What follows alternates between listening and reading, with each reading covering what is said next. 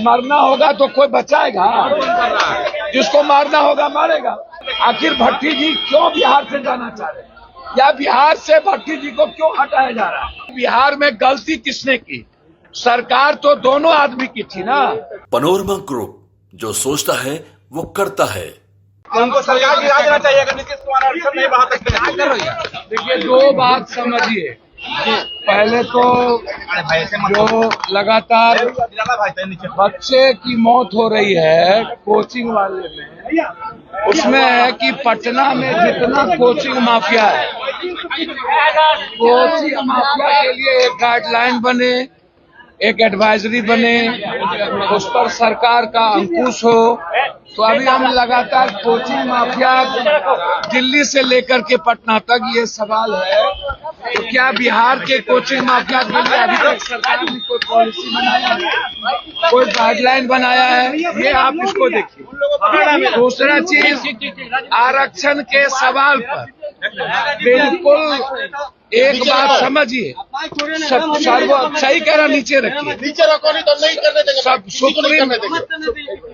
Supreme court का जो एक आदेश आया है ST SC में क्रिमिनल के, इस पर बड़े समीक्षा की जरूरत है।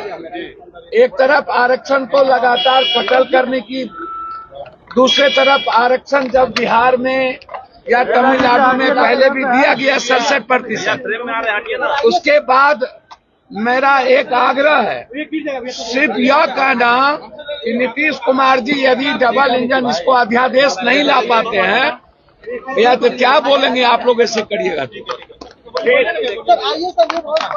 भैया मैं क्या कह रहा हूँ सुनिए, मेरा कहना यह है कि आरक्षण के सवाल पर 7 जज का जो आदेश है, इस पर बड़े समीक्षा की जरूरत है और सदन में इस पर चर्चा करने की जरूरत है।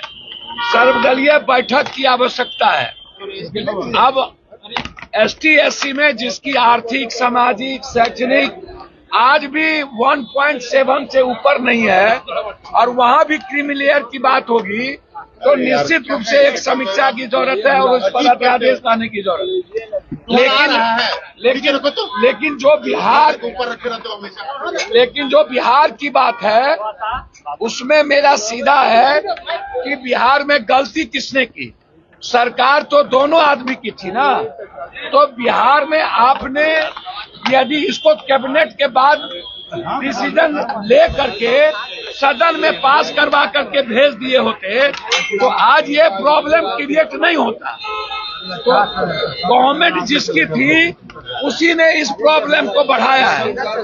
आज जरूरत है बिहार के 67% आरक्षण पे केंद्र सरकार को, जो हाईकोर्ट और सुप्रीम कोर्ट में जाकर के जो स्टे किया है, उसके खिलाफ अध्यादेश लाने की। मैं यह नहीं कहूंगा कि वापस ले लीजिए, वो कर लीजिए, लेकिन जब दोनों आदमी की सरकार थी तो फिर गलती कहाँ हुई? जब आपने 67% आरक्षण दिया तो फिर सदन में पास करके क्यों नहीं भेजा? और आज सबसे पहले सत्ता पक्ष और विपक्ष दोनों मिलकर के यहाँ सदन से पास करके भेज दे, तो गलती तो पहले ही हो चुकी है। और दिल्ली में भी सुप्रीम कोर्ट का जो क्रिमिनल है वो भी मामला है, तो दोनों मामला को इसी सत्र में बहस करा लेने की जरूरत है।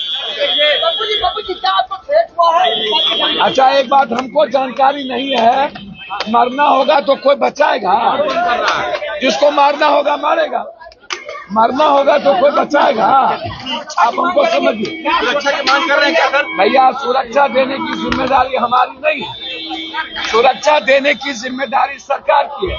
सरकार दे न दे मैं कुछ नहीं जानता, मैं इतना जानता हूं कि बिहार में जिस तरीके से अपराध बढ़े हैं, और मुझे लगता है कि भट्टी जी को हटाने की जो व्यवस्था, हमें जो जानकारी है कि भट्टी जी को जो प्रतिनियुक्त था उसको यहाँ से वापस करने के लिए, रिलीव करने की जो बात चल रही है, तो इसका मतलब है कि शासन प्रशासन में कुछ भी अच्छा नहीं, कुछ भी सही नहीं चल रहा है। आखिर भट्टी जी क्यों बिहार से जाना चाह रहे हैं, या बिहार से भट्टी जी को क्यों हटाया जा रहा है, ये सबसे बड़ा सवाल है। और कौन व्यक्ति, मैं बार बार कहा हूं कि भट्टी जी को काम करने की फ्रीडम क्यों नहीं दी गई आज तक, यह सबसे बड़ा सवाल है। और भट्टी जी बिहार छोड़ के क्यों जा रहे हैं? तो कुछ तो बात है ना।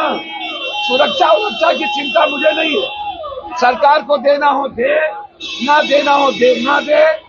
और ना मैं अपराधी से डरता और ना मैं मरने से डरता हूं। जिसको मारना हो, माफिया के खिलाफ लड़ाई है, मेडिकल माफिया के खिलाफ लड़ाई है, जमीन माफिया के खिलाफ लड़ाई है। कल भी सदन में मेडिकल माफिया के खिलाफ मैं आ दूंगा।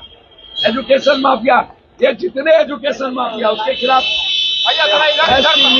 तो एजुकेशन माफिया पर निरंकुश लगना चाहिए, उस पर गाइडलाइन होना चाहिए और सरकार एक नियमावली बनाए किसी भी कीमत पर। सबसे ज्यादा शोषण बिहार के बच्चों का एजुकेशन माफिया कर रहा है। इसलिए है सीधा लड़ाई है, एजुकेशन माफिया से भी है, मेडिकल माफिया से भी है। इसीलिए जान की चिंता मुझे नहीं। आरक्षण के अंदर आरक्षण की बात हो रही है, बिल्कुल गलत है। मैं इसको ओबीसी को पहले ही बर्बाद कर दिया, अब ST/SC को बर्बाद करना चाहते हैं। इस पर सदन में चर्चा की जरूरत है, जरूरत पड़े तो अध्यादेश लाने की जरूरत है।